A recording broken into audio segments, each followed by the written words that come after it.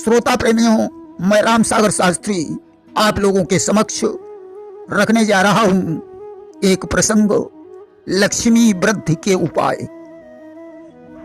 देखिए, लक्ष्मी जी का निवास कहाँ है? क्षीर सागर में न, वैकुंठ में न, फिर आखिर लक्ष्मी जी का निवास कहाँ है?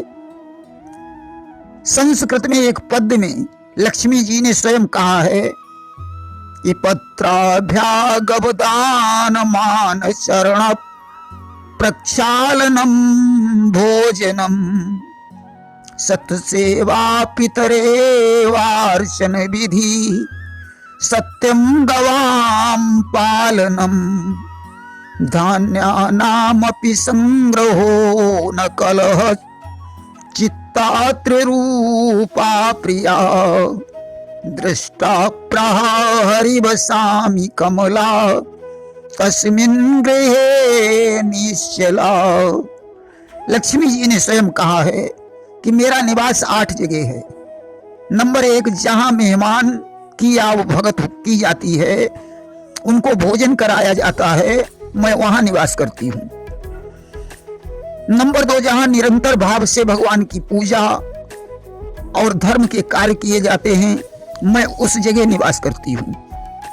नंबर 3, जहां सत्य का पालन किया जाता है, मैं उस जगह निवास करती हूँ।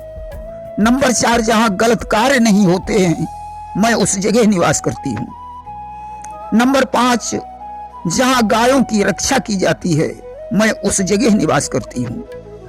नंबर 6, जहां दान के लिए धन इकट्ठा किया जाता है, मैं उस जगह निवास करती हूँ। नंबर 7, जहां कलह कलेश नहीं होता है, मैं उस जगह निवास करती हूँ।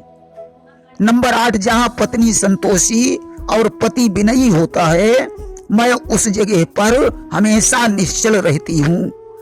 बाकी जगहों पर मैं कभी कभी निगाह डालती हूँ। देखिए, लक्ष्मी के 8 रूप हैं।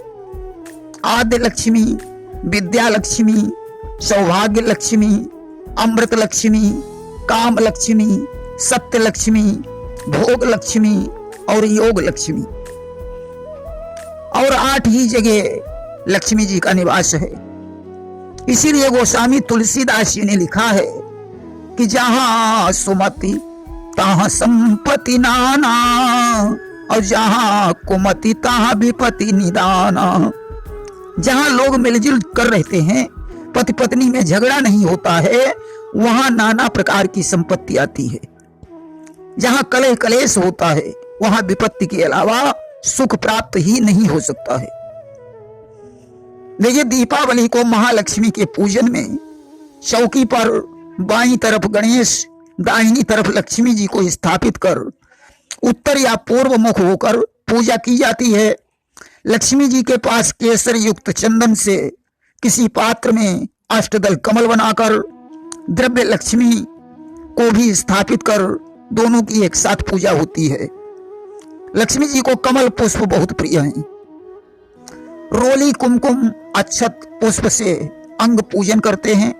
इसके बाद 8 दिशाओं में 8 सिद्धियों की पूजा कुमकुम अक्षतों से महालक्ष्मी के पास की जाती है।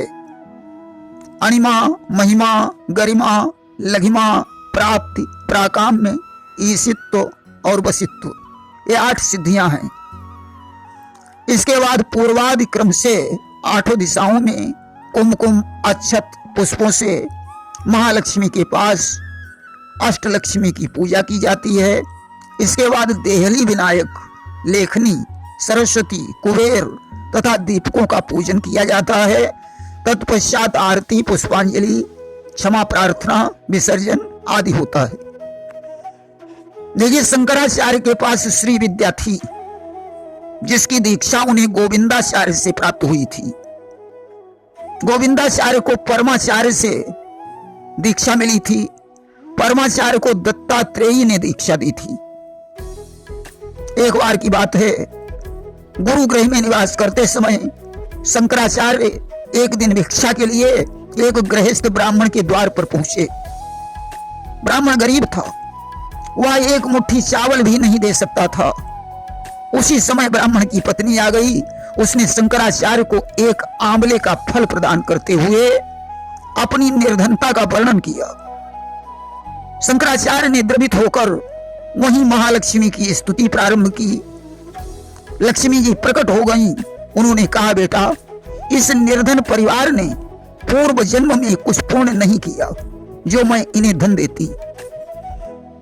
शंकराचार्य ने कहा, ब्राह्मण पत्नी ने मेरे जैसे भिक्षुक को आंवला देकर महान पुण्य किया है, इसलिए ये ब्राह्मण अतुल धन का अधिकारी है। लक्ष्मी जी ने कहा, मैं तुम्हारी बात को काट नहीं सकती हूं, मैं इसे प्रचुर सोने के आंवले दूंगी। देवी लक्ष्मी अंतर्ध्यान हो गईं। शंकराचार्य वापस लौटे। दूसरे दिन ब्राह्मण का घर स्वर्णिम आंवलों से भर गया। आज तो श्री विद्या के उपासक जिस पर प्रसन्न हो जाएं, वह कभी निर्धन रह ही नहीं सकता है। उस स्तोत्र का नाम कनकधारा स्तोत्र है और उस विद्या का नाम श्री यंत्र है। श्री यंत्र का विधिवत पूजन करके मनुष्य निसंदेह संपत्तिवान हो जाता है। देखिए, लक्ष्मी वृद्धि हेतु एक मंत्र है, ओम विष्णु प्रिय नमस्तुभ्यम, नमस्तुभ्यम जगद्दते, आर्तहंत्री नमस्तुभ्यम, समृद्धिम कुरु मे सदा। इस मंत्र का जाप लक्ष्मी जी के सन्मुख कमल गट्टे की माला से करना चाहिए। इससे सुख समृद्धि की वृद्धि होती है। प्रेम से बोलिए वृंदावन बिहारी लाल की जय।